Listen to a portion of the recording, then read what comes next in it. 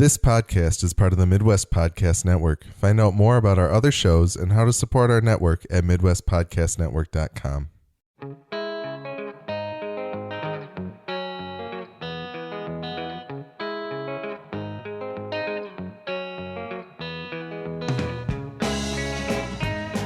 Welcome to Gone to Texas, a podcast about AMC's Preacher. My name is Alex, and I have not read any of Ennis and Dillon's Preacher. And I'm Nick, and I have read all of Ennis and Dillon's Preacher. I'm Lance, and I've read all of Ennis and Dillon's Preacher. Today we will be discussing Season 2, Episode 13 of the AMC series titled The End of the Road, the season finale for Season 2.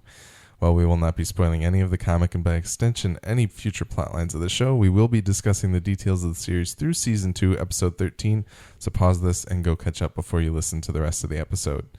You can find more episodes of our podcast at g2tpodcast.com. That's the letter G, number 2, letter T, podcast.com. We're also G2T Podcast on Twitter, and you can send feedback to g2tpodcast@gmail.com to tell us what you think of our podcast and share your thoughts on AMC's Preacher so we can read them on our show. Send us corrections, observations, or anything regarding Preacher or our podcast. We're speaking in slightly hushed tones because we are recording much later than usual, as I just got off a plane from Tennessee. Yes. But and I will be leaving to Japan in 2 days. So we are getting this done whatever way we can. But as this is the last normal recap episode of the podcast, I did want to mention at the top of the show, the Midwest Podcast Network has other shows about video games, horror movies, and HBO's Westworld. Find out more about these shows as well as how to support the network at MidwestPodcastNetwork.com.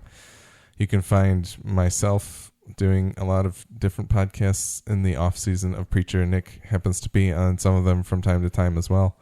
Yes, we will probably, I think the next thing we will be doing together is likely to be Westworld unless we find something else to do in the meantime. We were thinking about The Alienist or maybe something about Rubicon. So yeah, there's some other ideas in the percolator there. Follow us on Facebook and Twitter if you want to be up to date on what we are doing at the latest, because I like to cross promote things that. I'm really glad you mentioned Alienist. I actually forgot about that. I'm not sure how. It's really weird. It's still supposed to premiere in 2017, but I don't think it has a date yet. But yeah, they released a trailer, which was it looked promising. Yeah. So based on my experience with Preacher, I'm optimistic for the Alienist. Yeah. Because I feel like Preacher is helping me be open to adaptation. Deviation. Yeah. Yeah. We shall see. So follow us in those places. Shoot us tweets and things like that, see what we're up to, and we'd love to have you along in some of our other shows. And any way that you can support us, there's a link to support us in several different ways on MidwestPodcastNetwork.com, so check that out when you can. We are going to hold most of the listener feedback back for the season wrap-up show that we're going to do in October, but we might bring up a few things here and there throughout the show. Did you want to bring up that one thing? No, I can talk about it later. Okay. It's actually at the very end of the episode. Okay. All right. So we'll come back around to that. But we can get on with the recap. The teaser opens with a younger teenage Jesse sitting at the side of the road in a plantation owner's outfit guiding people into Angelville, a roadside attraction with a seedy underbelly. Jesse swindles people, selling them on his grandma's spiritual abilities while simultaneously stealing from them if he can. He also knows how to spot/detect plainclothes officers, and eventually we see a truck come out of Angelville, and inside are TC and Jody, presumably Jesse's uncles or some kind of relative. They drop off food for Jesse and retrieve the parking take, but they know that Jesse is holding out on them. So Jesse produces a wallet that he stole, and one of the men in the car crushes his hand. As they drive off, Jesse gets pissed and stomps on the chicken who has been bothering him throughout the day. And after a beat, Jesse feels remorse and runs the chicken to his grandmother for resurrection or help of some kind. She says, everything has a price. You understand? So that's the teaser.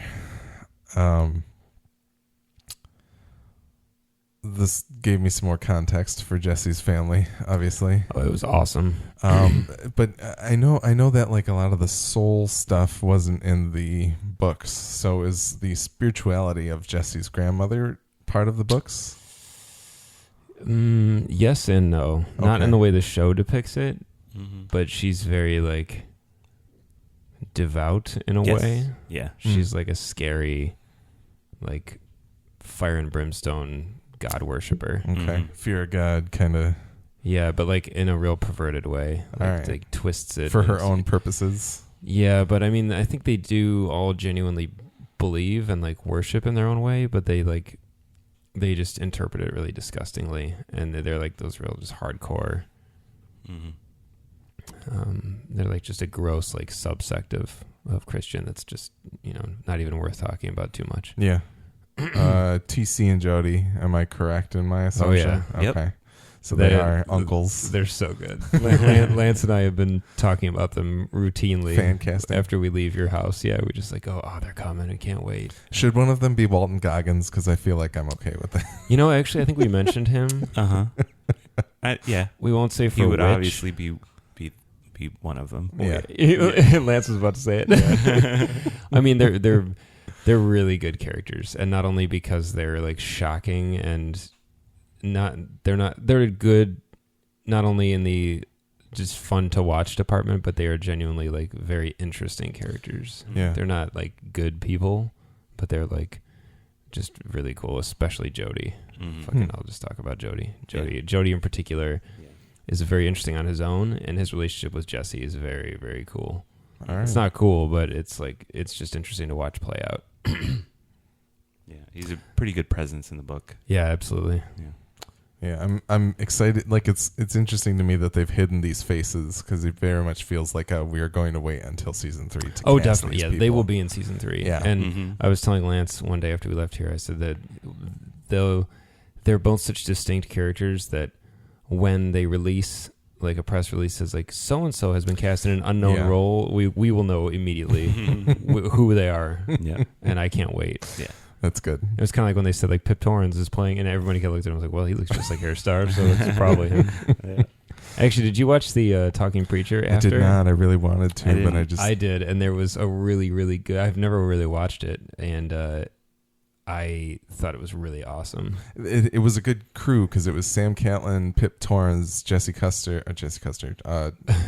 Dominic Cooper, and Ian Coletti. Ian Coletti, who plays. It was very good, Archelaus. and they each had a little bit of time to talk. My app like cut me off near the end of it, I think, but so I didn't get to see how it ended. But it was really good. But the one who spoke the most actually was Pip Torrens, and That's awesome. It was because they just kept asking him questions about Hairstar, and he seems like just the loveliest guy. He does. He seems so awesome, and he had never read the books prior to being he was cast, and then he was reading them, and he was like, "Oh my God, what have I signed up for?"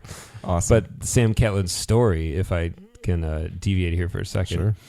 was so funny because he said he and Seth Rogen were talking about who should play Hairstar, and they were like he needs to be really like stiff and like just like really uptight, and he just is so rigid. And he said at the time he was watching The Crown, I think he said it was The Crown, and he had been watching it, and he kind of told Seth Rogen, he's like, yeah, I mean, like there's this guy on The Crown, and he's just like the most like quintessential British man. And he goes, so he showed him, they were like watching it together, and they're like, yeah, that guy's really good. And so they looked up who the actor was. It was Pip Torrens, but he said in the show he's got like a wig and a mustache. He doesn't look anything like him, but his normal appearance is totally clean shaven and shaved head. So he said Scarred eye. They just exactly he just walks on set like that. But he said they just Googled him to like find out more about him, and they saw what he actually looks like, and they were like, oh my God. And Pip Torrens said that when he started reading the books, he said when he got to like panels of Hairstar, he was like, oh, this is a little spooky, because he thought there is a very even with his like lack of scar, and when he's like, he looks a lot like him. Like, it's really striking. That's fantastic. Lance will enjoy it. Did you watch it or no? No, I didn't. They he was talking about the makeup process and how it's cool that such a single, he was speaking purely from like Ennis and Dylan's design standpoint, that just this one thing like the scar, he's like can just magnify your attention. It does so much for the character versus like he's like he doesn't need like a litany of scars all over him. He doesn't need like tats and bullshit. He has this one thing, and the way it is on the face, it draws your eye to it, and it's only half. He just like said it was just phenomenal.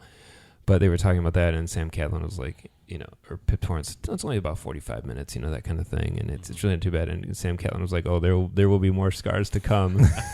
And Lance knows what I'm talking about. Yeah, and it was really good because Pip Torrance reacted in a way that was very appropriate. It was really good. So That's cool. It was a lot of fun. They all seem like they're good buds, and Yeah. they all are really into their characters. Ian Coletti is just tremendous. There was I would highly recommend watching it. somebody on the subreddit posted just the best. They're like, I was looking through the stills from episode 13, and I found this, and I looked at it. I know what it is because I screenshotted it on my iPad.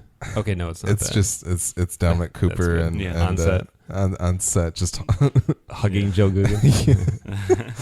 it's so beautiful. But, There was also an interesting thing because they didn't have Ruth Negga and Joe Gilgan and Julianne Emery on Talking Preacher, but they did little on-set things with them. and things, yeah. And Joe Gilgan pointed out this really interesting thing about how a majority of Cassidy's wardrobe are actually women's clothes. Wow. And they were showing stills from the series, really, as he was talking about it. And I was like, son of a bitch. Like, that's it. Because something about his wardrobe I was like, why does nothing fit him properly? And like, He's always wearing capri pants. yes, exactly. They're actually women's pants. Oh, wow. And like these belly shirts. Oh my stuff, god. and I like always these used to- deep V-neck shirts. I just wondered. Well, he said that he said that the idea behind it was that Cassidy's just kind of like he'll just put on whatever's around, like he doesn't really Yeah. care. And like so, if he's at like some house where like a woman lives and he just like needs a new shirt, he's just gonna take one and walk away with it. And he actually pointed out that early in the season, Tulip has this leather jacket that she's wearing for the first few episodes, and at some point in the series, Cassidy starts wearing it because he just like picks it up off the floor to probably just to go out to get something, and then just leaves it on. And they show another still from another episode, and Cassidy's just wearing it. And it's such a That's fantastic. brilliant little facet to that character, especially from like the wardrobe department to like think of this and really put that much thought into why this, not only what he's wearing but why he's wearing it, and just make that a motivated decision is just speaks to the quality of the show. That's awesome. On the subject of wardrobe, one of the things I liked about this opening scene was that Jesse's like a roadside huckster outfit is like the complete like inverse of his preacher outfit. Yeah. Because it's all white. It's all white, and it's got the black tie, and it's very like striking looking because now he's always clad in the all black with the white collar. Yeah. And it just was really I'm trying to think of what that effect is called where you do that with a photo. Like it's a negative. It's actually stupid that I can't think of what that's called. What you do with a photo? If you take a photo and you basically have all the colors be inverted. Oh, the Negative. Yeah, there's a different word for it. There's like a real word for the process. Like polarized or something like that. I know what you're saying, yeah. Yeah. Anyway, it's escaping me. Yeah. But I thought that was really, like right away, I noticed his outfit and I was like, well, that's interesting. Mm-hmm. Yeah. Because in the book, when he first comes to like Anvil, he kind of has the white All preacher white, suit. Yeah. Black shirt, I think. Yes, black undershirt. Yeah. But I think it's cool to see that it's kind of, although it's white, it should be about purity. Mm-hmm. It's the total opposite. Yeah. Well, right. and it is like the standard plantation owners, Southern gentleman, Colonel Sanders kind of thing. Yeah. So. But I think it's cool. It takes on kind of a new light against what Jesse normally wears all the time. Yeah. Any other thoughts on the teaser? No. Yeah. So I thought it was pretty effective and obviously a good teaser for later I think on in the there's a episode. little Easter egg in there, I think, for readers of the book. I just loved this scene. Yeah. My note says, love this shit. Fucking love it. Crank the pee off. It was awesome. That's cool. Yeah. TC and Joe, I can't wait. Man, I can't wait. So you saw the house in the in the maze. newspapers or the Jesse's file. Yeah, that's Yeah. correct. That's the same house. Okay, Yeah. that makes sense. Yeah, and there's like a nice hedge maze and all Yeah, the kinds maze of is a really cool touch. Yeah. That's creepy. interesting. All right, on to Act 1. Jesse prepares to give a speech to what turns out to be a classroom in a Catholic school. The corny words prepared by Hairstar bother the sister as Jesse speaks of murder, rape, sedition, incest, and lesbianism with terrible delivery. As Jesse asks the kids if they want to see America, the school comes under attack from quote-unquote the Armenians. Jesse attempts to use the word to disarm them, but it fails him, so he does it by hand, especially after the gun he steals off of one of them turns out to shoot blanks. After all is said and done, Hairstar uploads the video of the incident and gets a call from Jimmy Kimmel's people. And Jesse questions the blanks and shoves Hairstar up against the wall, but Star protests that there is not enough time to become the Messiah with the truth. They must do what they have to do. Jesse voices his displeasure by saying, I didn't sign up for this. Yeah, I mean, I it's funny because I walked into the scene and I was like, I know that this is going to be some horrendous setup by Hairstar. I didn't know in what way it would be, though. And I wonder what, like, Jesse's cards said. Mm-hmm. Since he obviously didn't know that it was like he still had to question that they shot blanks. He didn't know that that was going to happen necessarily. Yeah, he wasn't in the loop. I wonder what the script was. Like, what thing was Jesse going to tell the kids to do in order to prove to show his miracle? Yeah. But there was a good Reddit thread about the word and why it doesn't work. Did you guys? I read on TV Time, actually. There was a good community discussion on TV Time, but go with the so Reddit thread. There were kind of two main ideas that had come up. And now that the chronology of, I think it was last episode with Hoover reading the Soul Extraction book, we know that's what it is now. Yep. Figuring out maybe Jesse lost his soul before it stopped working was kind of one of the things. I don't know if the chronology works or not with, obviously they deliver the saint and then he puts the saint in the swamp and then I think there's about 2 weeks time before the saint comes out. And so I can't remember it. Like the first time it fails Jesse is when he's in Hairstar's office. And so I don't know if the timing quite works out, but maybe that's it. However, somebody else brought up an awesome point. I think their name was, I'll look up their name here in a second, but their idea was basically that Genesis also wanted to talk to God, and therefore when it feels as though Jesse is doing things that don't get him there, that it does not choose to work. Yeah, that's kind of what I think we were saying a couple weeks ago, was that Genesis is almost becoming more of a character now, less of like a plot device, and that Genesis kind of has a say in the matter. Yeah, I like that theory. That's pretty cool because Jesse kind of. Well, and the other thing was that, and part of the reason that the soul removal thing works for me is the idea that the word seemingly may not have been working on Hairstar, although that would be kind of a cheat by those making the show because they put the effect on the word when it doesn't work properly. So if it wasn't actually working on Hairstar, so we would have heard it. Yeah. So that kind of, so I don't know. I mean, I really like the idea that it would be Genesis wants to find God and thinks Jesse's on the wrong path. The name of the person on Reddit was Mr. Brownie. That's a good name. So thank you, Mr. Brownie, if you're listening, which you probably aren't, but something we get feedback from Mr. Brownie. Yes, at Mr. Gmail. Gojo has this running list of funny gamer tags that we've encountered, and he would Mr. Brownie would be a good one. It would probably make the list. I think so. It's no Pearl Jam 09 tour, which is one of my favorites. I still remember. It was like 5 years ago we saw that one, and it still makes me laugh. Hockey Fan 1985. That's a good one. Something like that. Yeah. Bob Marley 420 was another one. So good. Yeah. So any thoughts about this opening act? Or the first act of the show with I really loved this sequence too. It's a great fight sequence. I was really into. I was like, man, this episode is killer. So far, pulling out all the stops. Yeah. My two notes for the scene really, I just said, kind of jotted down to myself. Imagine Hairstar being in your classroom and filming your like show and tell time. He looked so awesome standing in the corner there. The back. Yeah, with like this, a proud his feet parent together and everything. It looked really funny. Phone. I really liked his phone in a little tripod. Yeah. I liked his performance in the attack as well, where he goes to be like, do you know who like that kind of thing? No, please don't. Yes. Yeah, and then quickly is jabbed in the stomach with a gun. Mhm. But what was your second note? I just said that this was a way better use of My Sweet Lord than Guardians of the Galaxy Volume 2 did. Yeah. Ouch. Shots fired. Shots fired. That's okay.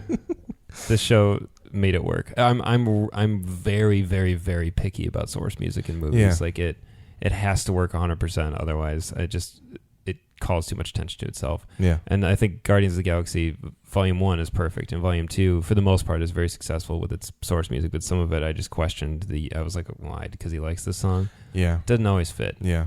But I thought this was really good. Yeah. Absolutely. And there have been source music moments in this show that I didn't like. Actually, just a couple episodes ago, which we forgot to talk about, actually, when Cassidy is staring at Tulip's neck and he hears her pulse, and a song kicks in. It happens in this episode, too, I think. Same cue. Yeah. It does come back. Yeah. But it doesn't have the same song, does it? Isn't it just like, It's like score? a beach song. It's just like score, though. It's like original score. Well, I don't think when I it's- watched it with subtitles on, I think it actually had a title. It's in the dream sequence, I believe. Yeah. It comes back. I think it's the same song. Is it? But it might just be like an It sounds instrumental. Like, dun, dun, dun, dun, dun, dun, dun, dun. Yeah, it was more Sounds like, instrumentally. Anyway, when it did it in the previous episode, I just really hated it. It was too jokey, and I was like, this is a pretty serious thing. And I like kind of a note of humor to it. Yeah. But like Cassidy in the show is pretty different. I think he's going to wind up being quite different than Cassidy in the books, at least where this episode leaves him. Yeah. And he's genuinely struggling with all this, and it's interesting. Yeah. And for them to like kind of play it off as like a silliness, I just didn't really like it. I was like, you can make Cassidy silly, but he has to be silly. But now you're choosing to take him into kind of a different place, and I think it's cool, but stick with it. Yeah. We'll talk about more. Yeah, that does later. come. You know, this episode brings it back, so that's good. Any other thoughts? Dominic Cooper. I think Dominic Cooper knows how to actually fight in real life. Yeah. Yeah. Because he actually said He's something really- to that effect in Talking Preacher, because they were talking about the scene near the end when he's holding Cassidy back, and Dominic Cooper. He was using a particular hold. Yeah, and Dominic Cooper says initially it put him in a headlock, and he goes, and it was just a very offhand remark, but he said something like, "I am trained in that," and so I think he has some sort of fighting background, which would explain why he's so believable in all these fight sequences. Yeah. But he said that the choreographers in that they brought in this idea of this particular hold, and he said it's amazing. He goes, you cannot escape it. He's like, it's not a headlock, it's not a sleeper hold, it's something else entirely. And he's like, and you literally can't move. He goes, it's stunning how effective it is. So he's like, they wanted to work that into it. He goes, and of course Jesse would know how to do this particular hold. Yeah, well, and even the scene in the classroom with all the slow motion and kind of hopping in and out of that, and him ejecting the magazine at the person and just like utilizing all of it. I like that he grabs the guy's gun and doesn't bother to fire it because he assumes that it has blanks in it. Yeah, doesn't even try. Yeah, like it's very fluid, very believable. Seeing him doing it, still awesome. These are the kind of action sequences we need in damn movies. I know, right? Yep. Yeah. Yeah. This is what the body craves. Is this kind of beautiful, well thought out, nicely choreographed action that you can follow, that you appreciate, that you want to rewind and watch again. I've never wanted to rewind and watch a Bourne movie fight sequence ever. I've wanted to. I've got a movie you should check out. It's called Haywire. Haywire. Yeah, Oh, it man. stinks. Oh, no. Lance, did you just say no? Well, I'm just I listened No. to a podcast about the Limey, which Steven Soderbergh made. Yeah. And the guys were saying how Steven Soderbergh's capable of making a very unique movie, and they mentioned Haywire. They're like, this movie should not be good, but it's made good by Steven Soderbergh. But I guess the reaction that you guys have to it, Haywire is not good. I loved Haywire. Alex loves it. Okay, good. I watched I watched it once. I thought it was amazing. 6 years ago. Yeah. I watched the first 12 minutes, and I was like, this is... You jetpack nope the fuck out of nauseating. It's there. got Yeah. so many stars, like Fassbender's in it. Oh, yeah. Channing Tatum. I have to watch it again. I have to just Gina sit down. Carano's. Gina Carano. She's She's Haywire.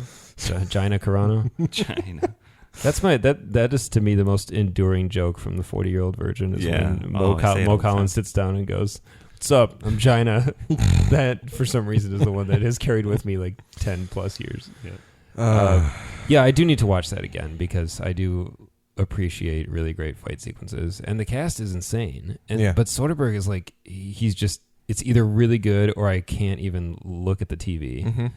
And he's really interesting how he's so like individually polarizing like that. Yeah.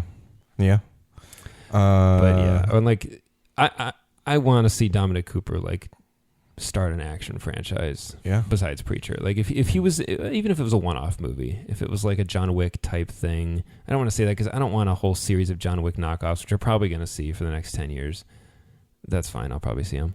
But Dominic Cooper could be in something like that. Like the guy is just, he just scoots right under the radar all the time. I think he's such a talented guy. Yeah. And he's been in movies for years, and he's in movies people see, and yet he's still like he's not really like a star, you know? Mm-hmm. He's got all the potential, but But the nice thing is they, like, Hollywood hasn't army hammered him, as far as I know, of Yeah. like trying to make him happen, which makes me feel like it might happen at some point, yeah.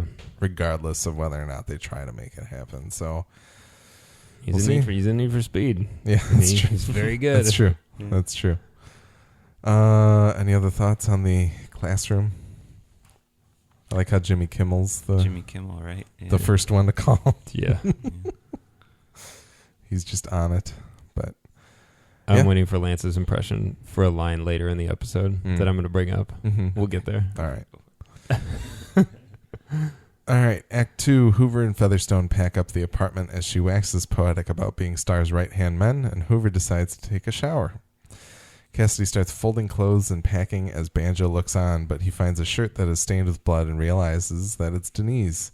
He puts it away in Denise's room, but sees an open laptop with a Three Stooges screensaver, and of course it has Shemp and not Curly on it, and it's just the most offensive thing I've ever seen. It's so good. He walks away at first, but curiosity gets the best of him. Website is up. It's some kind of vampire group or something like that. Yeah, it is. And it sounds disgusting and horrifying as Cassidy watches the video. Cassidy goes back to packing, but he pulls one of Tulip's thongs out of the basket and has to suppress his bloodlust once again as he recalls the video. Cut to Tulip buying supplies for their trip, SPF 100 sunscreen and vodka. She spots a young mom shoplifting using a baby stroller. And Tulip goes to check out, but the clerk rubs her the wrong way, so she knocks him out on the bulletproof glass and steals the money out of the register to give it to the mom, who looks horrified and runs away. And then finally in this act, Cassidy daydreams about Tulip being open to their quote-unquote relationship in Bimini, but it ends with him biting her neck and drinking her blood, while in actuality Tulip checks in but goes to pack, being much colder than Cassidy imagined in his dream. So, lots going on there.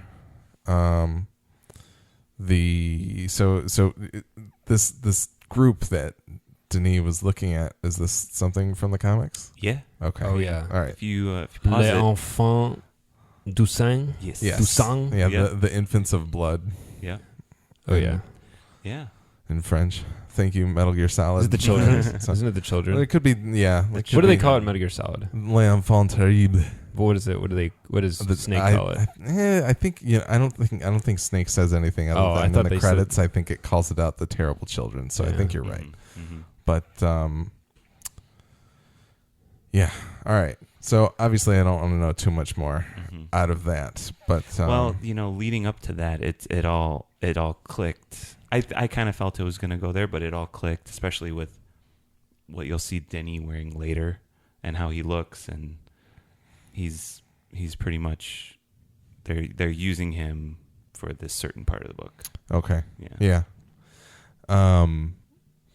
Yeah, I, early in this season, you and I were talking about how Mhm. Denis is probably going to be involved with them. Mm-hmm. Like we were kind of like, do you think yeah. he's involved in that somehow? And Right. we kind of clued into that pretty early. Mm-hmm. I guess Okay. whenever it is Denis gets turned and clearly just like is living high and loving life, we were like, oh, Yeah. he's probably going to be involved in this Yep. group.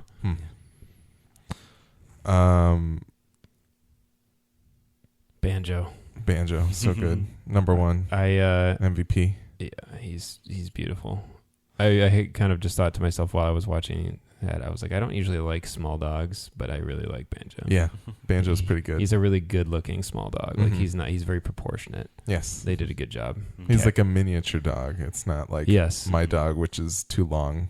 for actual proportions. No, she's perfect too. Yeah, like well, she doesn't look like, you get little dogs that are just like, they look shrunken, but not like in a good way, like undernourished or like just gross. Yeah, but he's adorable. Yeah, as is Lizzie, the official dog of the Midwest Podcast Network. Yes.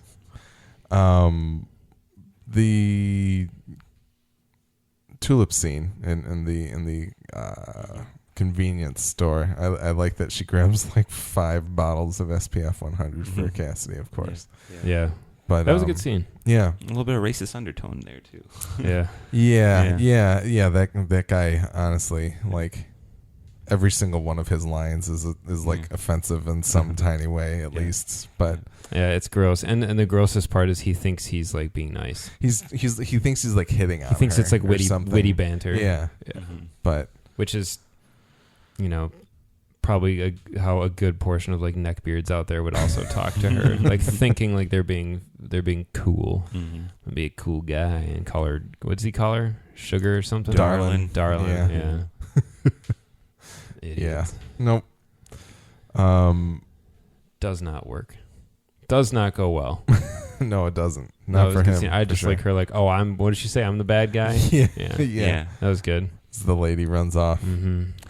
I like that part of Tulip where she doesn't like taking crap from people. Yeah. It's like in the books she gets kind of excluded sometimes and put to the side, and she's like, no, I'm not. You're not gonna do this to me. Mm-hmm. You know. So yeah, she's definitely don't need no man kind of woman. Like and throughout the books that's pretty reinforced to Jesse, because you're right. He like probably no less than like 5 times in the book some heavy shit's about to go down, and he like either tries to trick her or like drug her or find or like tie her up, like try to find a way to keep her out of the action, and she always like shows up and gets really mad at him. Yeah. And is like, don't you ever do that. And a little bit of that shines through, and her like kind of really humanitarian angle I like too, where she like wants to help out people that genuinely need help, even with her evil powers kind of thing. Yeah, and that's the thing, is that you see this mom hiding stuff in the cart, and it's not like, it doesn't feel like a malicious kind of, I don't know what she puts in there. Did you guys see? It's not like a fifth or anything. Yeah, exactly. It's in like the aisle with like toiletries, I think. Yeah, maybe it's a bag of diapers, it's or probably something formula like or that. diapers, yeah. So it's kind of like, you know, it's like every word this guy says, and Tulip, knowing that mom is struggling, she kind of eventually is like, all right, I can do this thing for her, and then obviously she rejects it, but she finds a reason to be violent. The only other thing is that the man's things that are his like demeaning anything else, darling kind of thing that he says to her, is what causes her to pick up the chapstick that later on in the episode. It's a very Coen Brothers kind of thing of like the circumstance of it all is what leads her down this path of like piecing things together and figuring it out, which it's almost like a side quest type thing and like an RPG that you don't necessarily have to do, but if you found this item, it will help you with this down the road, but you might still do that anyway. Yeah, you pick up a thing in the game. It's like mysterious whatever, and it's got like weird flavor text to it, and then all of a sudden it comes clear later that it has a purpose. But yeah, no, I thought that was pretty cool. But Cassidy's Daydream, any thoughts? So, couple issues one issue, not a couple. I'll just go one. Pick one. That just what I feel like every time you see like scenes from next episode. So I saw that right before this episode, and I saw Cassidy with like blood on his mouth, and then the posters for the preacher have like Tulip with like blood on her mouth too, and like it's not what you think it is, and so I don't like when they use that to like sell the show. You know what I mean? Yeah. Like it's like there's no law against it that they can't do that, but like at the same time, but there should be. Damn it. Yeah, you know. Well, and yeah, that's the thing. That's the weird thing about it, is that the next time on's kind of like, I like not watching those, but for some reason with shows like this, and Westworld and Game of Thrones, I feel the need to watch them. Whereas I think back when I was like watching 24 more religiously, I liked to not watch them and things like that. I tried to be very spoiler purist, but that kind of misdirect is just kind of like, it's always one of those things where you see it and you're like, okay, I can take that at face value, or what does it really mean here? And so I don't know. It's shitty of them to do that kind of thing, but it just doesn't enhance the experience at all. I've never found myself in a situation where I've been like, oh boy, did they get me good, and like really happy about it, and like I'm so glad that this worked out this way instead. Like, it's just irritating. Well, and here's the thing is that I think everybody watching that scene, you see him sitting there with the blood on his mouth. Nobody was like, oh man, that actually happened. Right. Yeah. Well, like they held on it for like once the blood started squirting, I was like, oh. Yeah, like, that's true. I mean, I guess there might have been like a split second of that, but then they throw it away immediately in kind of a way. So it's kind of like, I don't know. They've done it a few times in this season, so at this point I was like, I didn't believe it for a second. I was like, yeah, whatever. Yeah. Cut to reality. The one thing I loved, I thought was hysterical, was that is that crack was both in the dream and the reality. Like that. In Cassidy's dream, he's still smoking crack. Like, well, that's the thing is that like in that dream, he never confirms to her that it is crack. That was even funnier. Which I thought was hilarious, because it was like, oh, it's probably not. It's probably like antifreeze and like some other concoction of another potation of his, as he called it in the previous episode. But like on top of that, like it's him. Like he's desiring. He wants her to care enough to like talk him down from it. Yeah. Which is really sad. He's got his own extrapolator situation kind of going on. It's actually kind of like Eugene. It is a little bit, like with the advances of the woman. Yeah. But and then in reality, she's just kind of like, oh, okay. And he's just like, yeah, it's crack. And then she's like, oh, okay. And then she's like, all right, I'm gonna go pack. Dream version was so funny, just the puff of smoke. No. It reminded me of Arrested Development. You remember in season 1 when who has the bag of weed? George Michael is holding it for Job, I think. He's trying to help Job with something. Okay. And Michael comes to like punish George Michael, and he can't find it, and he comes out onto the back patio, and Job is laying out there on the lawn furniture, and he's like, have you seen George Michael? And he's sitting there, he's like, no. And like he asks if he's seen the weed or whatever, and he like goes, no. The same thing. He kind of tries to turn his head and says no, and a bunch of smoke comes out, and he looks around and goes, it's cold out here. I just thought that was like the most brilliant little joke. Beautiful. It's cold out here. And Michael's just like, oh God. And Job's just sitting there smoking the bag. Any other thoughts on Act 2? I had one and it just flew right out of my head. Oh, yeah, I think what's cool about part of Cassidy's attraction, like his overwhelming attraction to Tulip, is it seems like obviously a big part of it is like who she is, like as a person. Mm-hmm. But I think another part of it is genuinely just like on a chemical, biological level. Like he is just really into her blood and like her like kind of life force, I guess.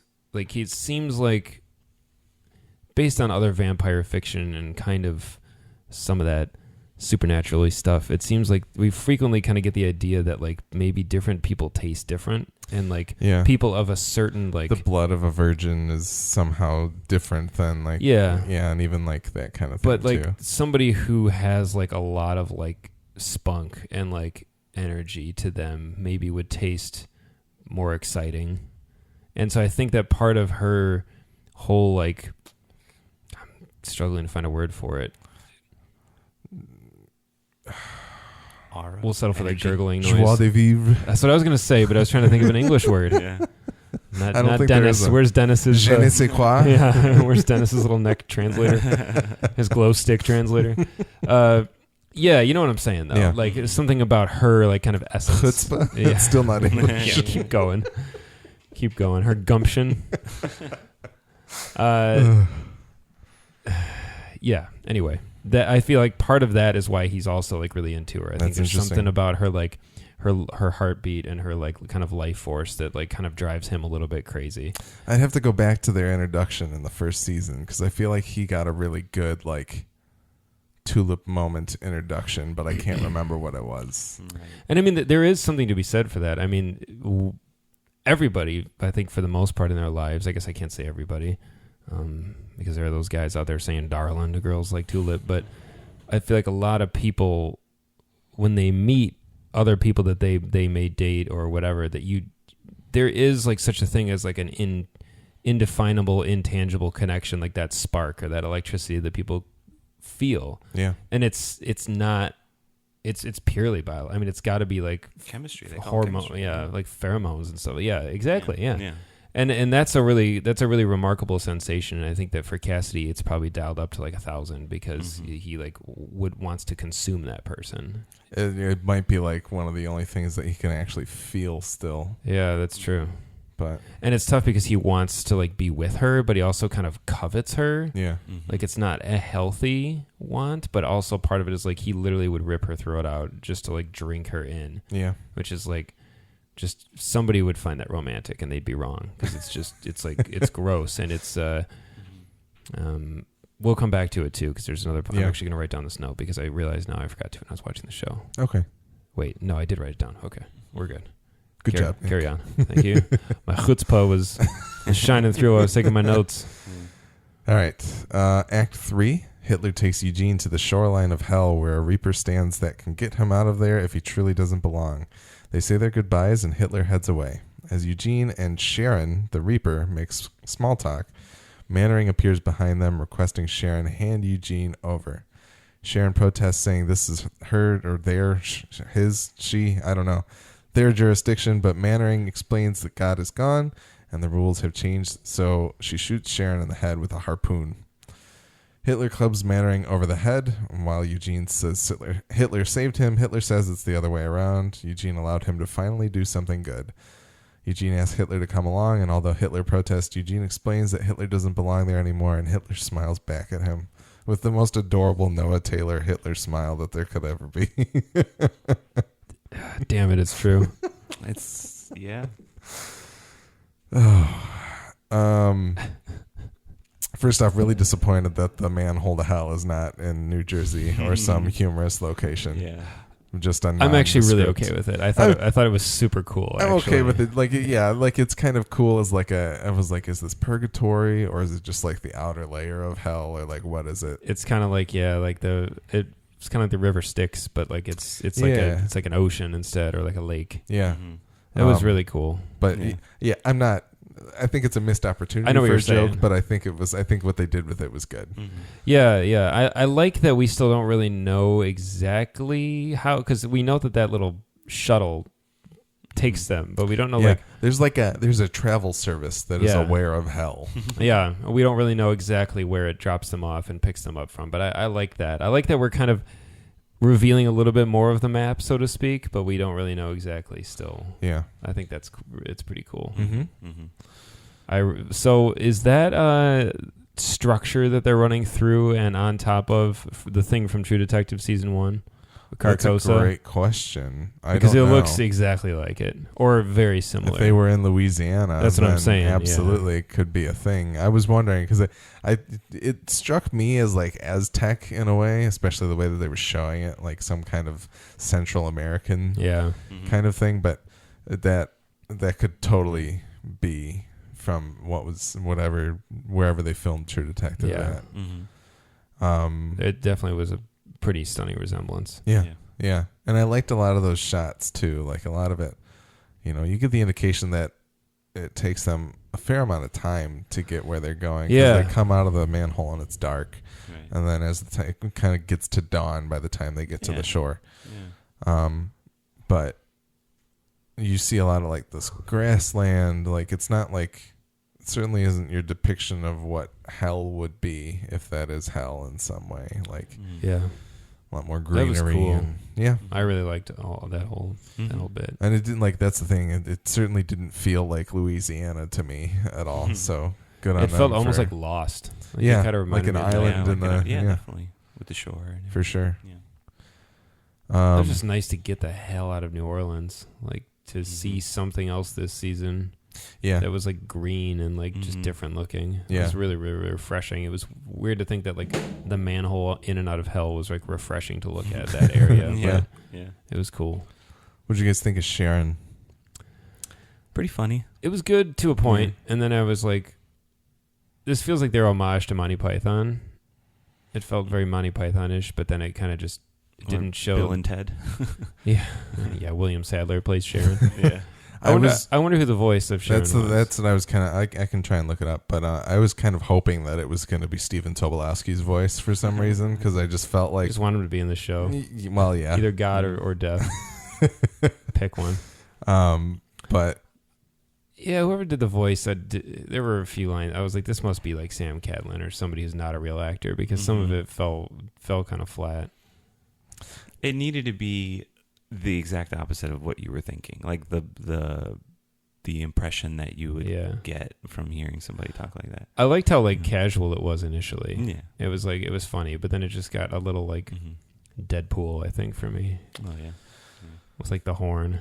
I don't if even know they're what that is. credited as the ferryman, it's a person named Shane Gilbo, and apparently he's been in some smaller shorts and things like that.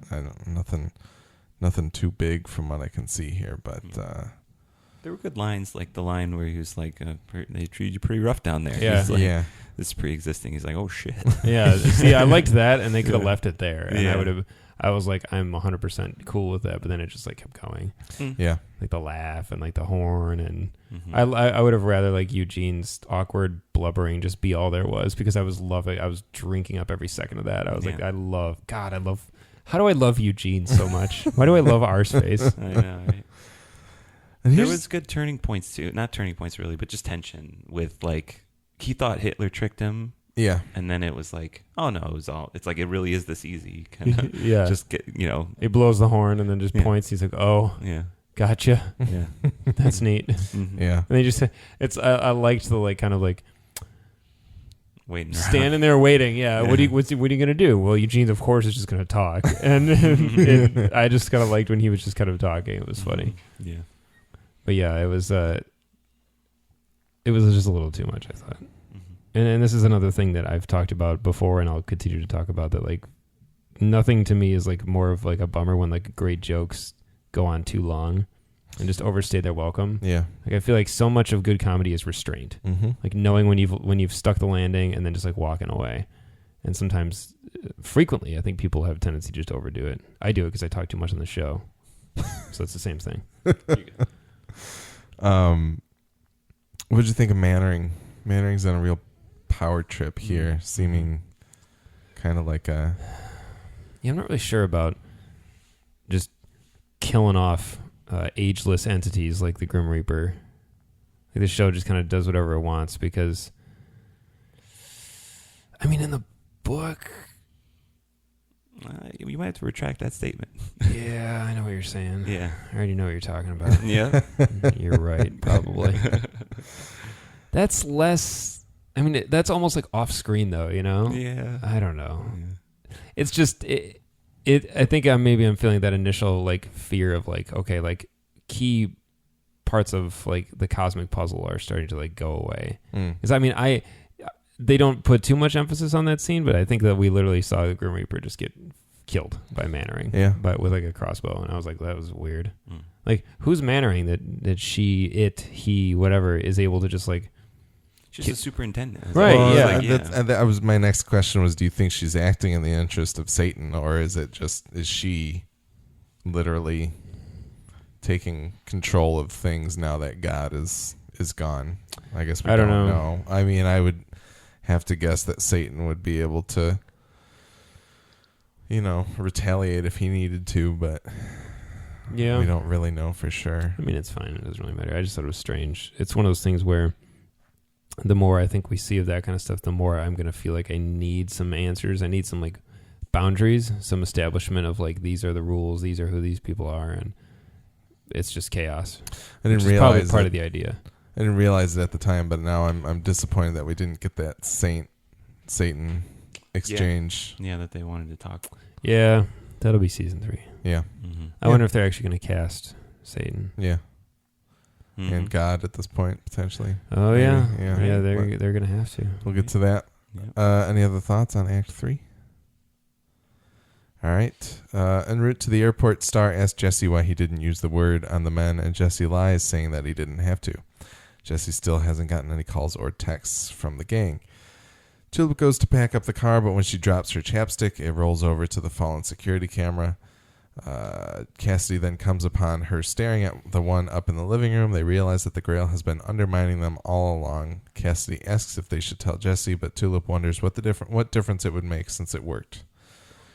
Cassidy pulls Banjo out, and Denis walks in. Cass asks if Denis can be a good boy and almost passes Banjo to him as Denis spots Tulip's thong on the bed. Denis picks it up and looks at it, and as Cass asks him to put it down, he asks Cass in full English, "Can you be a good lad, Papa?" Cassidy asks no, not with Denis around, and he pushes him out of the window and into the sunlight where he burns alive. Or I guess dead. Yeah. Yes. So, I don't think much from that Star and Jesse exchange, and more on that later, probably. But I liked Tulip and Cassidy putting the pieces together. Finally getting that moment of like, this is what happened to us. But even Tulip having that question of like, well, clearly their plan worked. They were going to tear us. Like, if they could tear us apart, it's not like it's something we can really undo per se, which I think is I think it's an interesting point. 'Cause I think like it's a very pessimistic point, but the idea that like they succeeded in pulling us apart with our weaknesses is kind of like her defeatist idea of it. Whereas Cassidy's still kind of the one of like, we should probably tell Jesse, which I think they should. Yeah.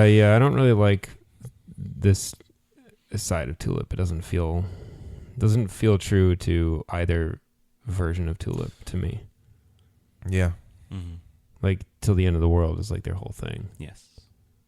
Oh, unless somebody plays a series of psychological mind games and manages to manipulate us into being angry with each other. Well, but here's the thing. In that instance, yes, I will walk away from you forever. Here's the thing, and she said till the end of the world to him in the diner last episode. Of like, but Right. and then she's like, but what do you need us for? Is kind of what she says to him there. Yeah. Like part of me still kind of feels like he's trying this out now, but he'll come back around. Especially seeing as how Cassidy's daydream doesn't come true. Like I think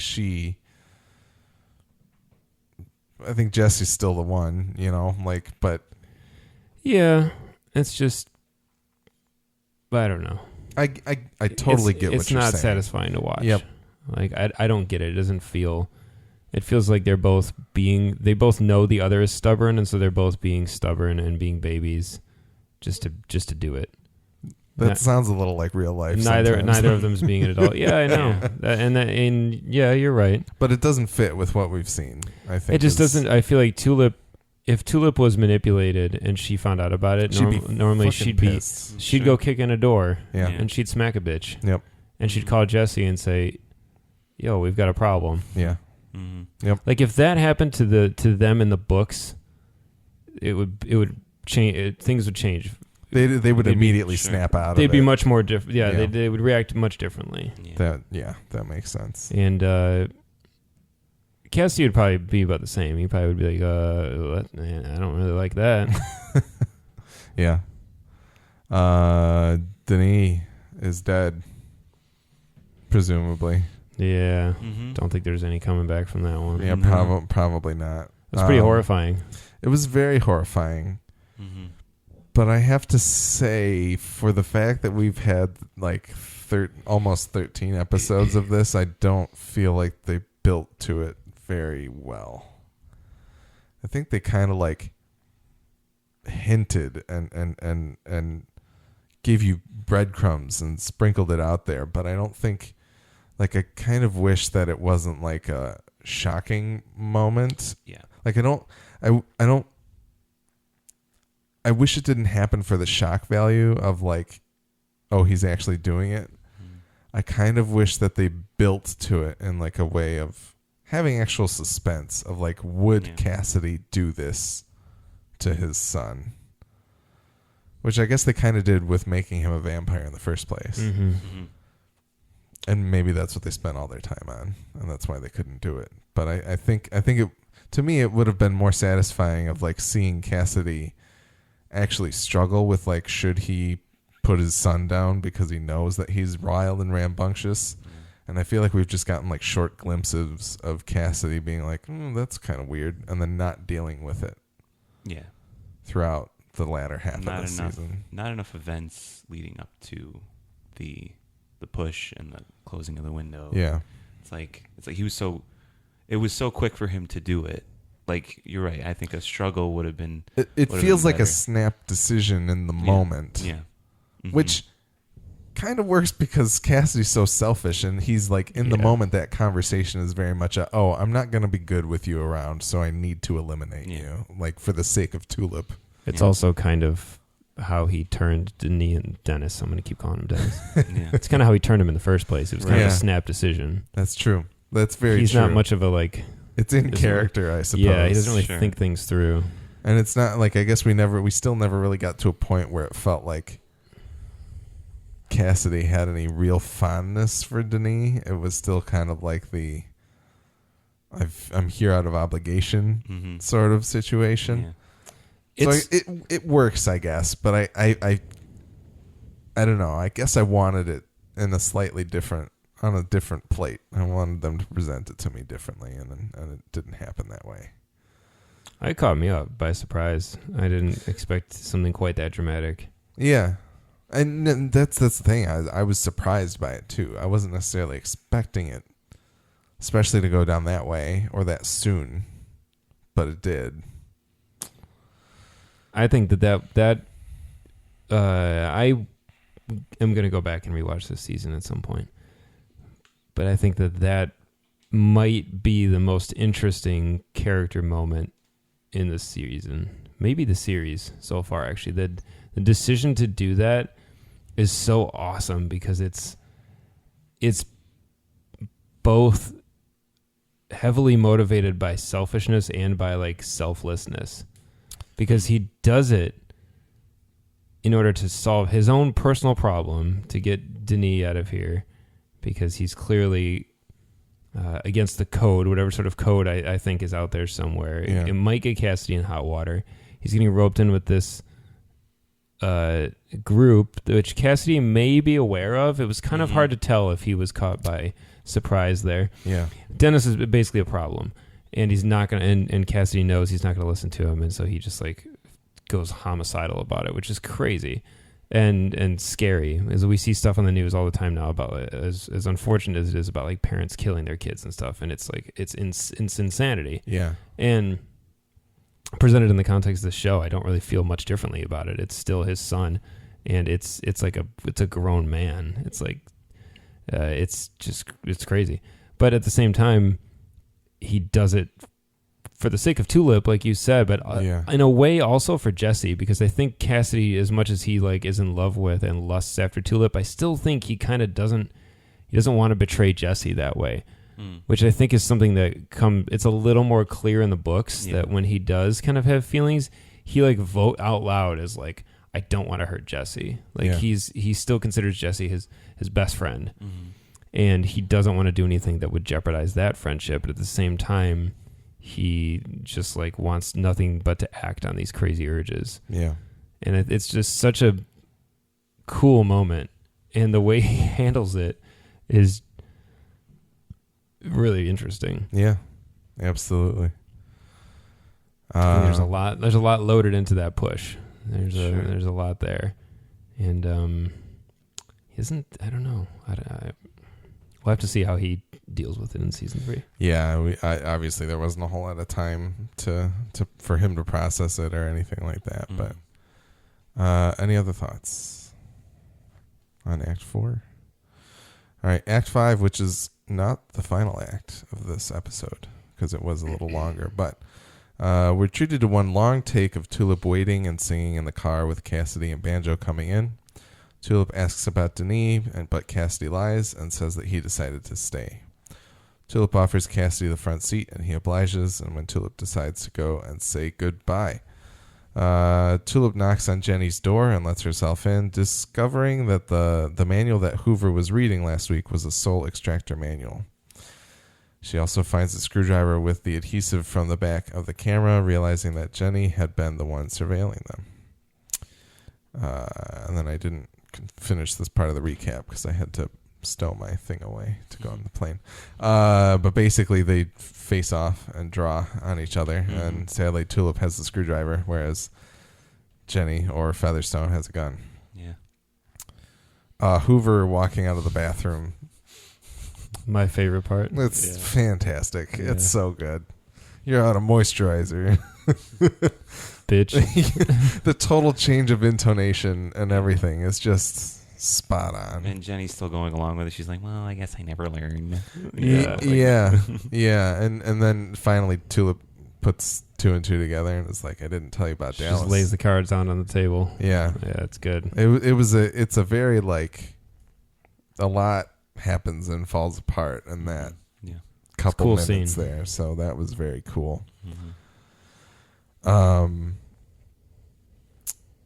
Yeah, what did you think about the long take around the car? It kind of pivots around the A and B column of the car a few times. I don't know. I didn't notice it until the second. My kind second of across the viewing hood, right? Yeah, well, it kind of like it comes. Oh yeah, because she's like singing, and then it kind of comes around the window. Yep, it comes around the window to like the front hood, and then it goes back, and kind of Cassidy comes in. You kind of see both of them sitting there, and then it ends when she gets out of the car to go upstairs. And it was just it was a cool moment. I meant to look up the song that she sings, but I obviously didn't have any time this week. Something about a cowboy waiting for the pastures to change kind of situation. Yeah, I thought it was a nice moment. I also forgot to mention Cassidy letting Banjo Let him go. Yeah. Which was sad, but Poor little Banjo just bailed. Yeah. Yeah, it was interesting. I wondered, I kind of in the moment thought just Cassidy kind of realizes like he can't take care of anything. Like he can't take care of his son because he killed him. But he like, whether it was I don't deserve to take care of this dog, or like he just kind of was making amends to the fact like, I can't handle anything. Or even the point of like, I don't care about this. Like obviously he cared enough about Banjo to take him away from Protect Denis. him. Yeah. But kind of like your threat has been eliminated, and therefore you no longer like need my protection kind of thing. Like I don't think he thinks in that logical of a way, but obviously like I think it was a mixture of these things.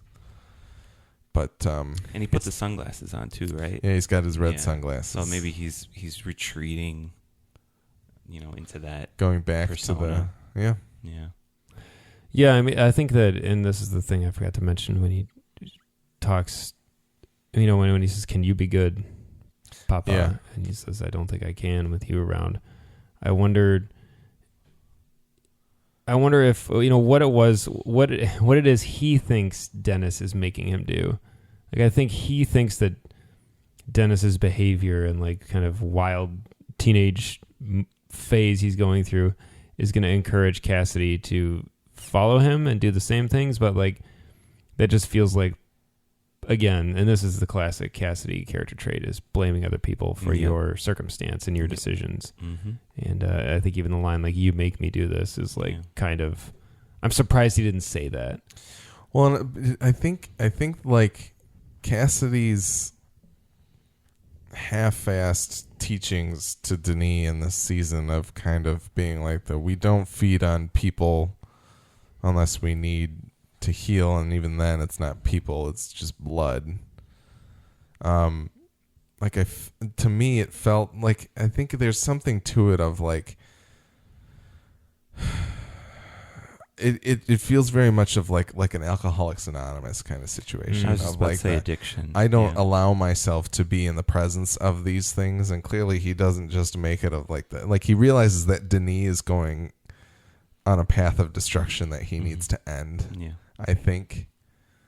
But also, it very much can be like that's Cassidy's problem if he created it, and there's people out there that are going to know that was his creation. Therefore, like I think there's a lot to it, and I think it can be read as very selfish. But I think in some cases with addiction, you have to be selfish like that, and you cut off those relationships that you know are going to draw you back into those kinds of patterns, you know?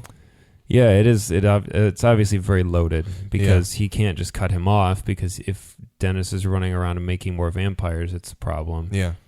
I just think it's cool that it's cool from a story perspective that rather than stay in New Orleans and deal with this problem and try to help guide his son into like a comfortable vampire lifestyle, he wants to just catch the plane to Bimini with cut off all Tulip. ties and he'd rather just kill him Yep. and just be done with it.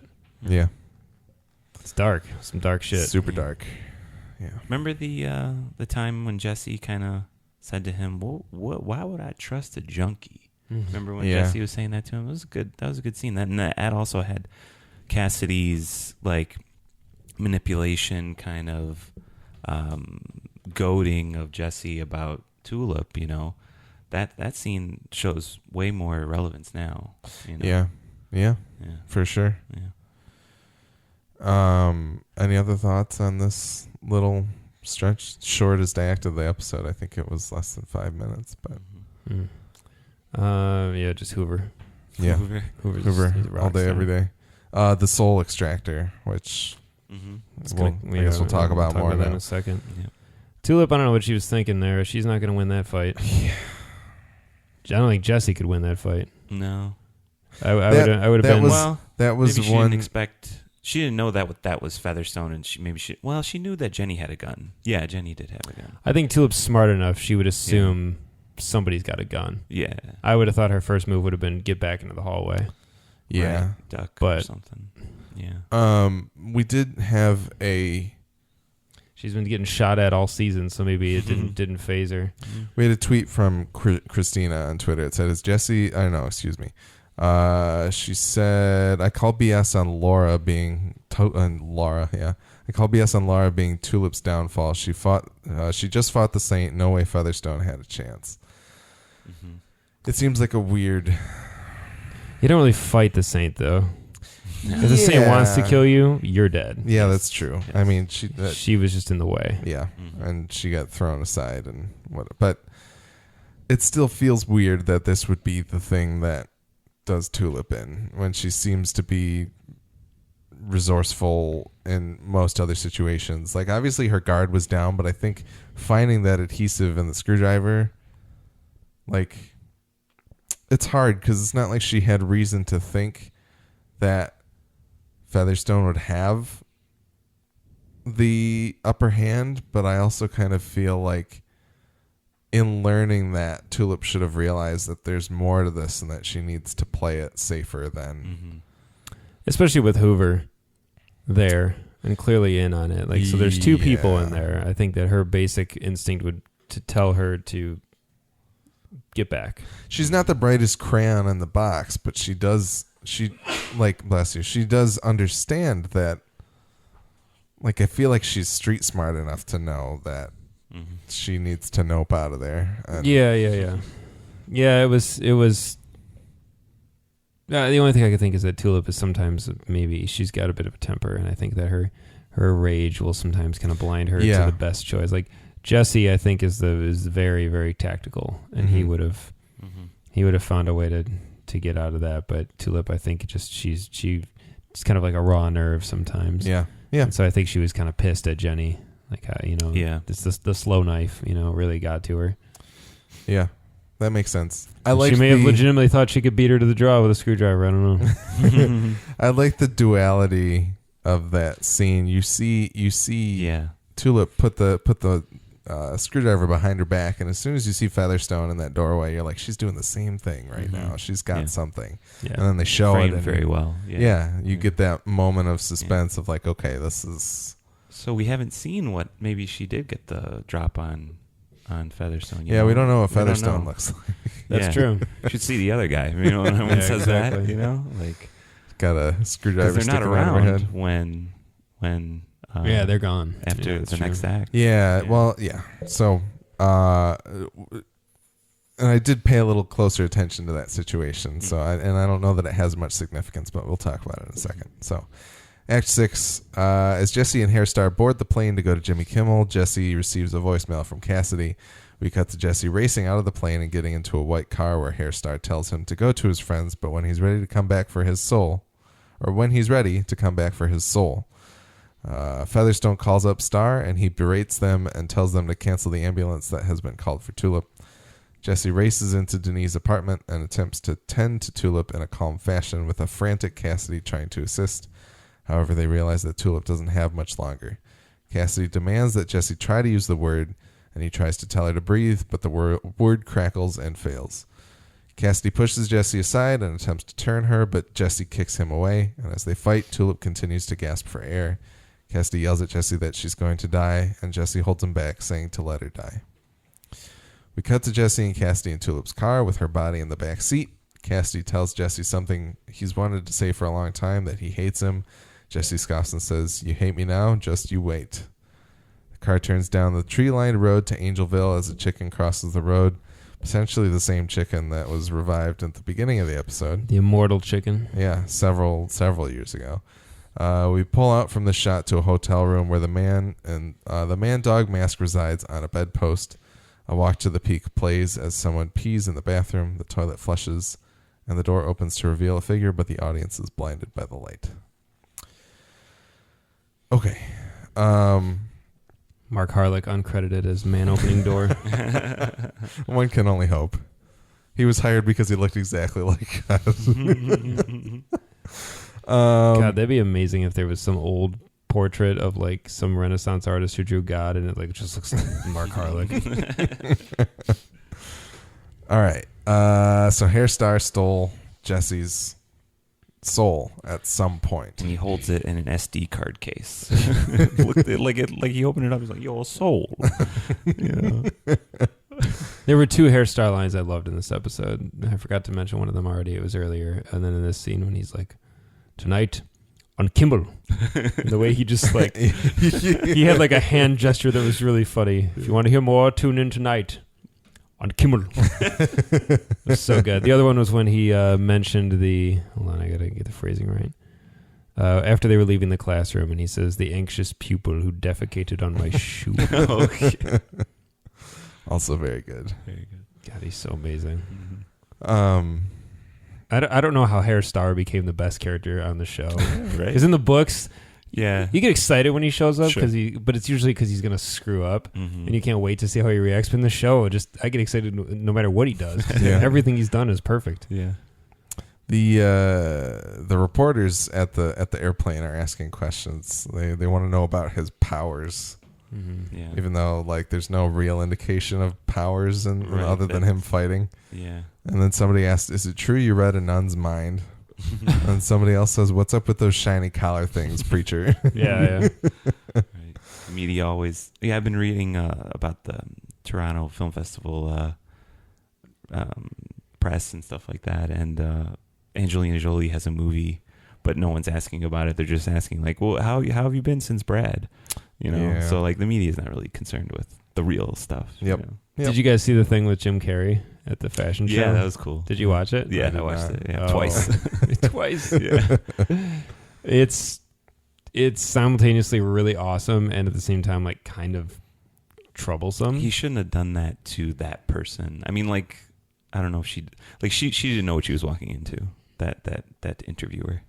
Yeah, I don't think anyone would have. It's not the way I would expect Jim Carrey to behave, but part of what he says is so awesome and you're like, you kind of get behind it, but at the same time you're like, man, he's being kind of an asshole right now. Right. But then another part of you is like, has he broken from reality? Like, does he really... He's been through some shit, man. Yeah, Like, does his he girlfriend committed suicide? I think that was like the major thing that happened, and he doesn't like gun violence. Remember him denouncing Kick-Ass 2? Mhm. Anyway, we're getting off topic.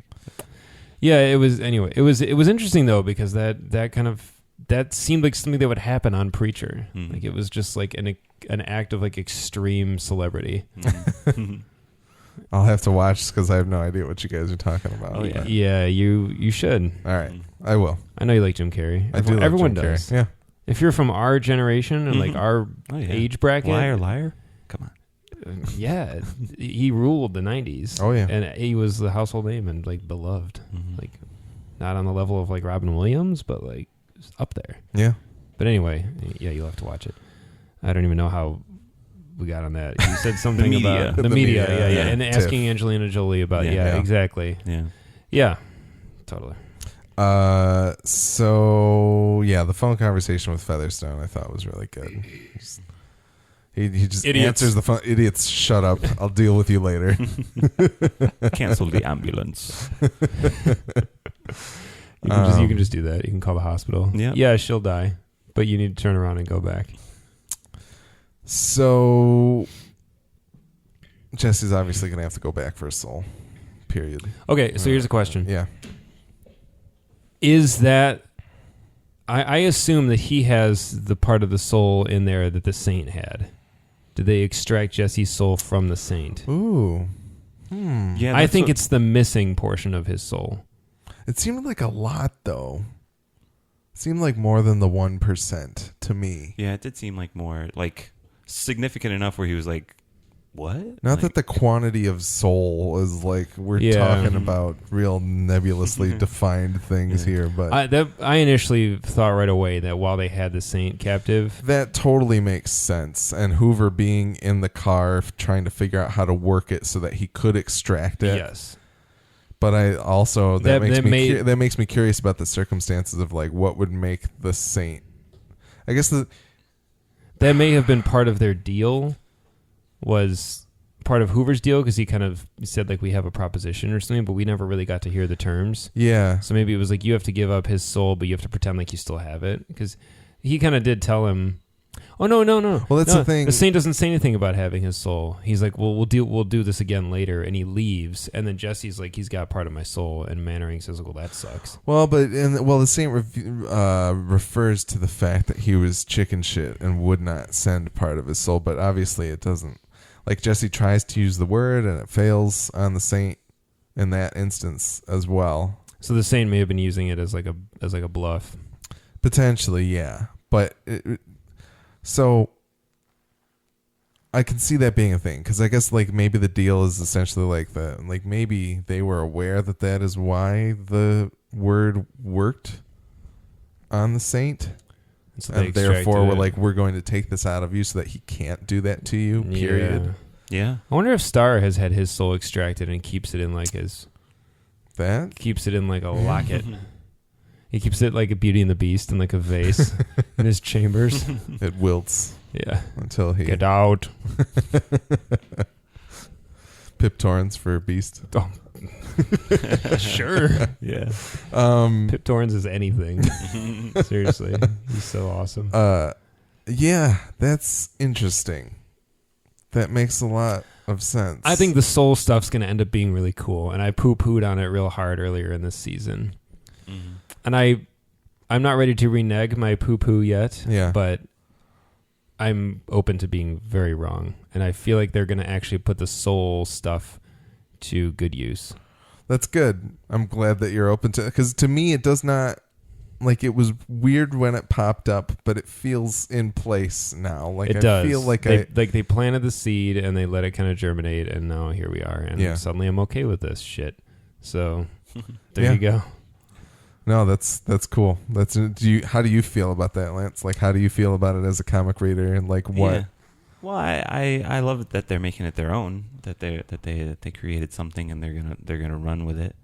As long as everything kind of is logical, I think we're good with it. You know, like even now, I'm thinking throughout this whole episode, I'm thinking like, okay, so he gave up his soul immediately. The Saint of Killers ate the tablet or whatever. Yeah. And then the word still worked. Yep. So like I'm like, okay, so giving up the soul, Genesis may not cling to you so much anymore, but it's still kind of it's not all clicking for me yet, you know. Yeah. Yeah. But I do like I still remember the conversation where he went to that soul shop. Mm-hmm. And he was like, "Is this place still in business? Or Yeah. Mama Cass is still in business?" Yeah. I like that. I like that what they're making. That's the John Wick thing. That's the world building. The world building. Yep. So yeah, if they do more of that, I'll be yeah, happy. I think we're going to end for a world of world building in season 3. Yeah. Yeah. Tulip dying. does that happen in the books? And like, okay, Don't look at us. Don't do it. It's hard for me to ask about this. Was it something you guys were thinking? Was it on the table? Was it expected in any way? Like what? Yes. Okay. Yes. For me, yes. All Well, right. for both of us, yes. Yeah. Well, Dominic Cooper kind of laid the egg. Oh, did he? Well, yeah, he said the cliffhanger. Oh, yeah. Yeah. That's right. He said like a Okay. big bombshell gets dropped and it's yeah. So this is an event that happens in the books. Lance told me about Dominic Cooper saying that, like, it's something big happens and it's kind of a cliffhanger. And I was like, when he told me, I was like, ooh, I wonder what it is. And I kind of had a different theory. And then Lance said, I think it'll be it's Tulip this. dying. All right. Yeah. Well, okay, and so this happens in some form in the comics. We don't know any repercussions or That's how how, any of it that's how the plays comic out. ends. They're there already. Tulip's Damn dead. it. Tulip's dead. It's over. So okay, The all right. princess is in another castle. That's all I wanted to know. Yeah. From that kind of. facet They of do a things. good job at keeping comic book readers satisfied and also making it their own. Yeah. Yeah. I'm a little wary about exactly what's going to happen in season 3 regarding the dead Tulip situation. Mm-hmm. And I guess that's all I have to say right now. Yeah. I don't think we can say too much about it. I think that the show is going to try to make a lot of things forthcoming their own, and I fear that that's going to be for worse. Like, and that's kind of the thing. Is I was like, especially at the beginning of this episode, I asked you how much the spirituality of Grandma was like. Grandma. The idea that she can resurrect the chicken at the beginning of the episode, like if that's not necessarily the.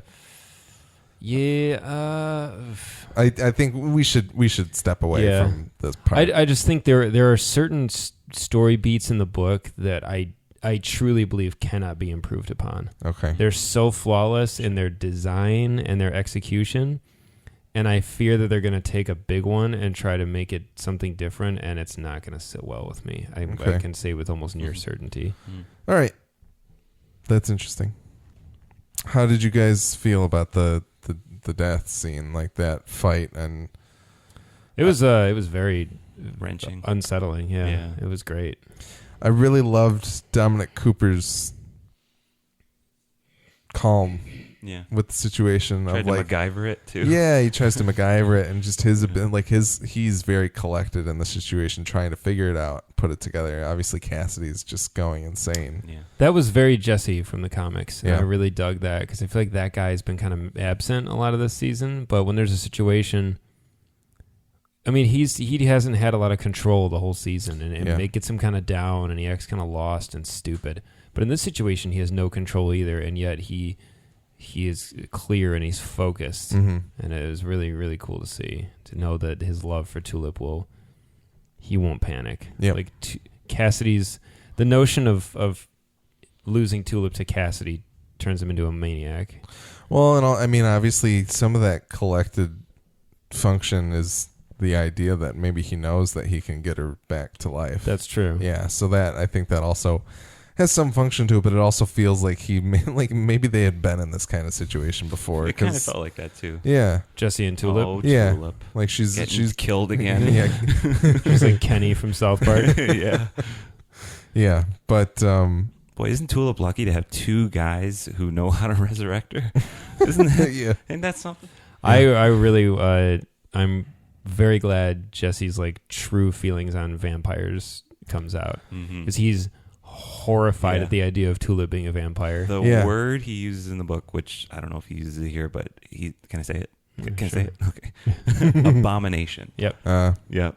yeah. Well, and he has such a violent reaction to Oh, learning yeah. about Cassidy in the first season. Yep. The idea that he's gotten over it with Cassidy, but still will not let Yeah, Tulip. I be. like that he like likes him as like a dude, but like as what he, because he keeps it pretty under wraps. Yeah. But as like that's why I was a little in this season when he's like, oh look, here's Dennis, he's a vampire now too. Jesse's kind of like, oh, Jesse has no reaction to it. Right? Like it's Cool. not. Yeah. good for you, Cass. I'm just kind of moves along, and I was like, that's weird, Yeah. because vampires don't sit particularly well with him, and I'm glad that he kind of snaps out of it, and like the thought of Tulip being a vampire, like he would kill Cass, he'd fucking murder him if like he was seriously, there was a chance that he was going to turn Tulip, and Jesse couldn't resolve the situation. He'd use the word on Cassidy for sure, and I don't know what he would do, but it would be bad.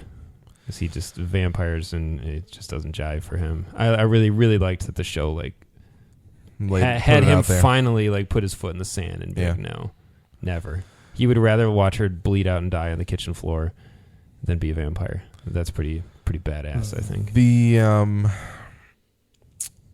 We commented last week on Jesse's inability to reckon with the word not working, and it feels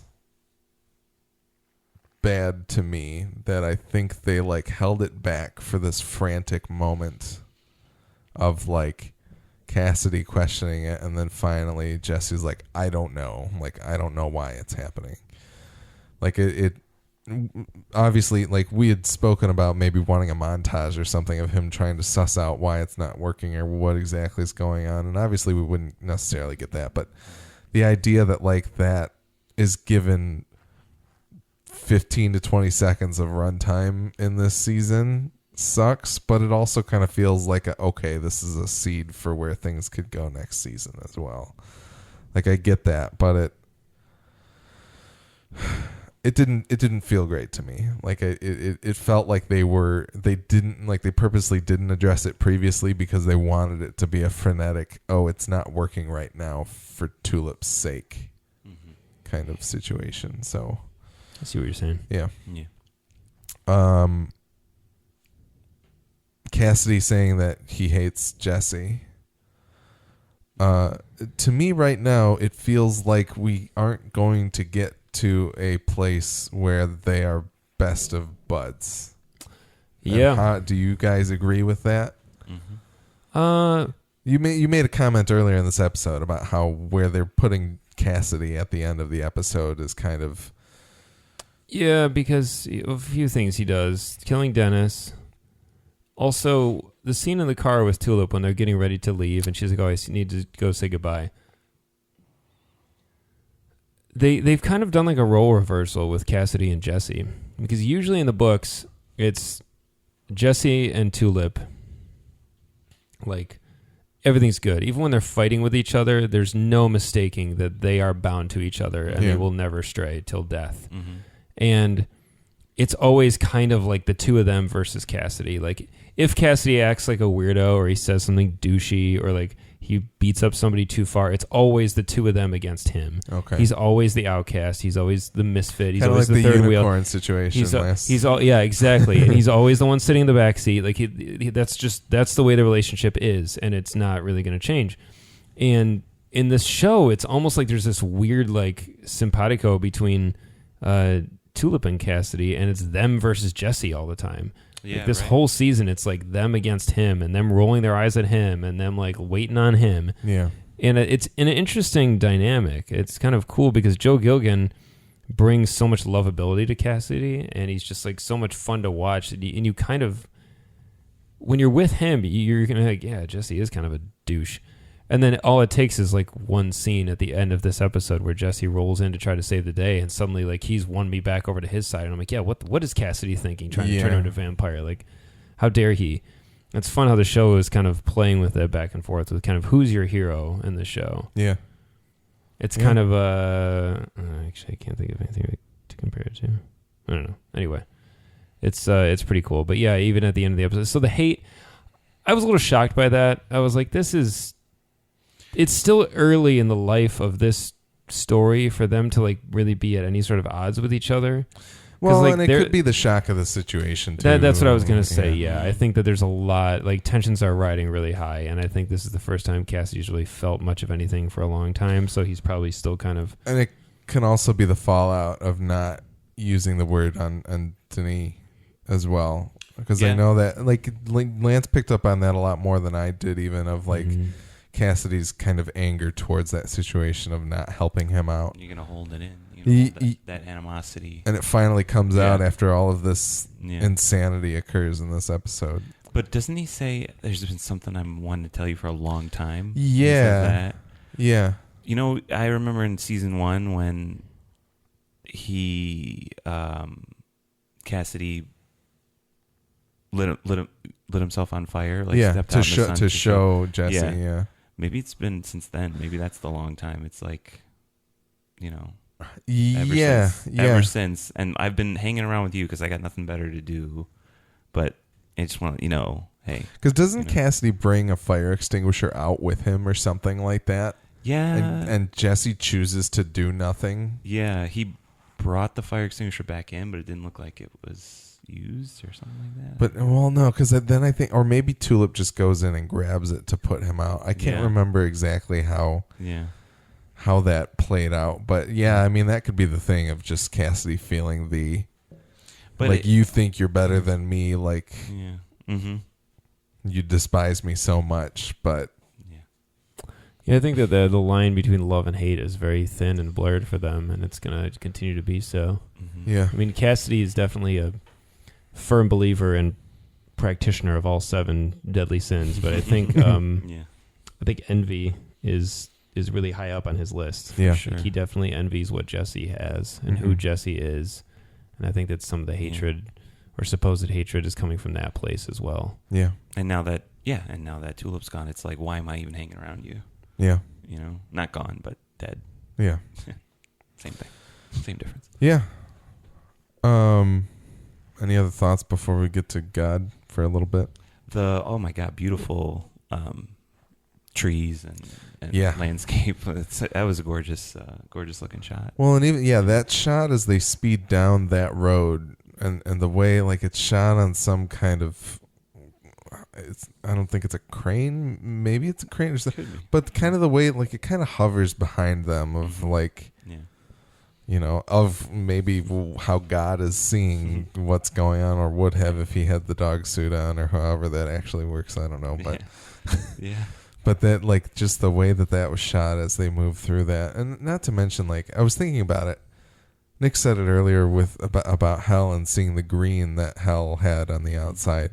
Yeah. And we obviously get a lot of green in the swamp as well, but Angelville kind of feels like the most like natural place that we've seen instead of like the streets of New Orleans with very distinct civilization hasn't found it yet. Yeah, and so like it's a very what's the word I'm looking for? It's a refreshing, like Nick said about hell. Thirst quenching. Yes, for sure. We have to talk about Hitler and Eugene. Oh, damn it. Yeah. I totally left that out, I think. In the Breaking Bad verse. Mm-hmm. The drop-off point. We can keep it short. Yeah. Basically, they're on like the bus. Did you know it was going to happen? Oh, go ahead. Yeah, you know what? I missed it. I missed it in Act 5. I'm sorry. It was in the previous act. But Hitler and Eugene at the back of a bus in a very metropolitan area. They get dropped off by the Distant Vistas van, which is the same travel company that Fior and DeBlanc used in season 1.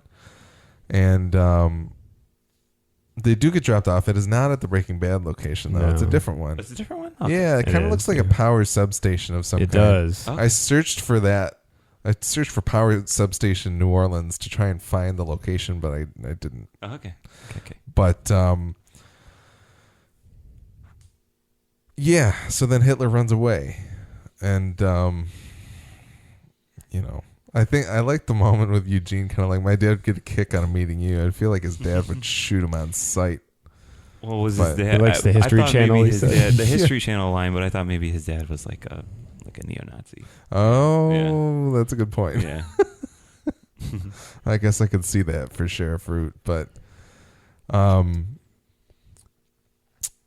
that's really kind of so Hitler escapes. Hitler escaped hell. And it seems to me like he's been playing Eugene. Like he was planning on it. He's playing the ultimate long con. That adorable smile was sinister. I mean, I don't know, because I think we're meant to be a little bit confused as to like what just happened. But at the same time, when Hitler runs away in street clothes, gets hit by a car. And Eugene says, "Oh shit." Yeah. I think he realizes like, I brought Hitler out of hell and back onto Earth 60 some odd years later. Yeah. Yeah. And then he just leaves. He doesn't like go follow him and kill him and send him back. He just like turns and goes the other way. Yeah. On the one hand, I'm like, oh, thank God Hitler's evil still. Like I kind of am relieved. Glad that happened. But at the same time, it's a little confusing because. So I may have answered my own question. Here was my indication of this is that or what I kind of something that I thought about as it happened. I was wondering because Nick has mentioned in the past the idea that there are several factions vying for Genesis in the comic. I was like, what if Hitler learns about this and wants a piece of it? Like that. Yeah. That felt like the clearest. God damn it, Alex! You just didn't let me get there yet. I'm sorry. It's okay, man. Like that, and I mean, I think that's how it works out. And if it gets me more Noah Taylor, then absolutely. Yeah. Okay. Well, fine. Shit. We'll just go right there, Alex. I had in one of my notes. In one of my notes, I wondered: is Hitler going to be like an opposing Antichrist? Is he going to be like an opposing Messiah? The fact that Hitler is reappearing. Hitler is risen. Essentially. Yeah, that would be trending if Hitler showed up. Man. And think, oh my God, just think about what Seth Rogen and them are like, oh my God, in 2017/18 with everything that's been happening recently in our country. And I feel like I don't need to even say anything further. No, I don't think you do. But yeah. Is this where they were going? Or is it where they're going to go for sure, I think now? Sometimes I think Seth Rogen's just on his couch, just getting baked. He's watching the news and going, oh my God, like that worked out. And it's just like, he's really excited about, not excited, but like he's going to use it. This conversation makes me very excited for this entire thing, which is almost like, oh my God, I think I've kind of turned around on the whole hell thing this season. Well, still think we were there a little too much, but yeah. This is why I think I and maybe all three of us need to rewatch some stuff to kind of see how it sits. But it definitely feels like what I was going to say. What was confusing to me was why Hitler didn't just leave with Eugene and the Reaper, but maybe the Reaper would be like, no, Hitler, you're good. You stay here. And he needed to, maybe he just hid in the tree line and waited for his opportunity to. I guess that's like maybe how would Mannering know to come get them unless maybe Hitler was luring her out to kill? Well, we definitely knew they were being followed as the manhole cover was getting open. Yes, exactly. Behind them. Mm-hmm. Hitler probably knew. Hitler's probably made escape attempts before. He might know the drill. So he knew exactly. Yeah, exactly. So he knew that. Anyway, I answered my own question because I was wondering why he would leave, but he probably just hid in the trees right there and waited, and then used the horn thing, and blah blah blah. Before I forget, and Mike's, this is the only thing from Mike's email I was going to mention, and I just want to know if I'm right. He said in one of his recent emails to us, the bit with Hitler being hit by the car and running away reminded me of something in pop culture, but I can't remember it. Looked very similar. My immediate thing that I thought of was in Kingpin when Bill Murray does his weird like run away from Claudia after he gets roughed up by Woody Harrelson. He goes, Claudia, I'm in room 305. And he like does this weird run, and it's like the exact same thing that Hitler did. So I'm like, if that's it, let me know. Like, is it somebody getting hit by a car and getting back up, or just getting hit by a car? I think he said the run. I think he said it was the way he runs away, but it's very, very, very similar to the way Bill Murray does it, where he kind of looks a couple ways and isn't sure exactly which way he's going to go. The last bit with Hitler being hit by the car and running away reminded me of something in pop culture, but I can't remember it. It looked very similar. So that's what it reminded me of, but it could definitely be something else. I'm sure there's many other movies where someone's got hit by a car and like ran away in a hilarious way. When I read that email, I was like, yeah, it feels vaguely familiar to me too, but I don't necessarily know that I can. Yeah, because Bill Murray's even got like a weird kind of limp going on in that moment. It's like partially in the way he runs too. Anyway, Bigger and McCracken. Yeah, one of the great screen villains of all time. Yeah, I don't know if it's happened in the show so much, but it always happened in the book when people would see R's face, they would get completely grossed out and like start puking. And so that happened here, where some lady was like, "Ew." Yeah, that was really nice. I liked that. Yeah. And now we're just like, oh man, poor Eugene. Yeah, he's so great. At least in Hell, no one really. Well, they picked on him in Hell. They picked on him, but for the most part, they got used to it. Yeah. All right. Yeah. Anyway, I definitely did not want to let the Hitler thing because I kind of had Alex, you and I were on the same wavelength there. I think that he's going to rise to power in some regard. Yeah. And Jesse's going to have to beat up Hitler. Okay. Okay. Lance is I'm in. just like, oh shit, Hitler is who we thought he was. Not to make any light of like any Tyler, situations. you can't trust Hitler. Everyone knows that. Yeah. Like Nick, your idea of like them wondering what they can do with this new situation that they found themselves in with the politics of today. The idea that like Hitler would try to take control of a neo-Nazi group, but yet they're just a bunch of like schlubby white guys that are just fucking like, yeah. That'll be interesting. Well, either that or like Hitler will. There's a lot of avenues they could go with it, and you know, like we've expressed all season, where you draw the line with how much you're going to play Hitler for laughs is always interesting. But if Hitler comes back and like calls upon his ranks, and he's just like disappointed in what they've become. Yep. He's like, "What? This is what happened to my mighty. This is my party. legacy." Yeah, exactly. Yeah. Like Shredder, all bummed out, and the foot soldiers are all a bunch of kids. All right. I don't know. I think that they may have set up something particularly interesting. Yeah. And I'm very intrigued. Yeah, I was gonna say I'm not excited to see how it plays out, but I'm a little anxious. I'm intrigued for sure. Yeah. Like I still can't believe the season's over. It feels weird. Yeah. Mm-hmm. It feels long, but not long enough. Yeah. I don't know. It's very totally. weird. We came a long way. I was thinking about that earlier. We came a long way, like getting to New Orleans and the Victor thing, and then we'll have to save it for the wrap up because I will try and figure out a way to distill things down to give us a fuller picture of the season in terms of like a recap. But yeah, for sure. The last moment in the hotel room with the man dog suit, we hear the jazz song "I Walk to the Peak" playing. You hear a woman too, like maybe he's like got somebody there with him. Yeah, you hear a woman like moaning or something like that, which seems kind of like it didn't to me sound like she was in the bathroom. But I thought it was in like an adjoining room. Yeah, that's kind of what I was thinking too. Like you're supposed to think it's some kind of divey motel. Yeah, exactly. Situation, but like where Tom Hanks stays in Big. He's got Diet Dr. Pepper cans strewn about. It's very interesting to see what they choose to portray. If this is God, like what it actually. Do you guys have any particular like? Do you know where this is going? I mean, I kind of. I don't know. Okay. You have suspicions. I have thoughts. But I don't really know much of anything anymore about this show. Yeah, that's fair. It just seemed like a tease to me. I don't know. Definitely, it was an after credits to stinger.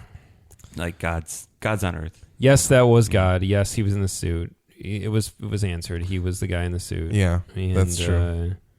Pat on the back, if you got that right, I guess. And maybe part of it is that they didn't want to just kind of leave it on Tulip maybe dying, maybe being resurrected. I don't know. Like it kind of. No, it was a very cool last scene to show that yes, he was in New Orleans. The rumors were true. He does like jazz. That's true. He was in the dog suit. So Jesse was. He was on the trail. He was under his nose all along. I just didn't know it. So it's pretty tantalizing to think. Yeah. It's pretty cool. The shot was cool, pulling from the eye and panning over. Yeah, that was really neat. Yeah, that was pretty cool. Yeah.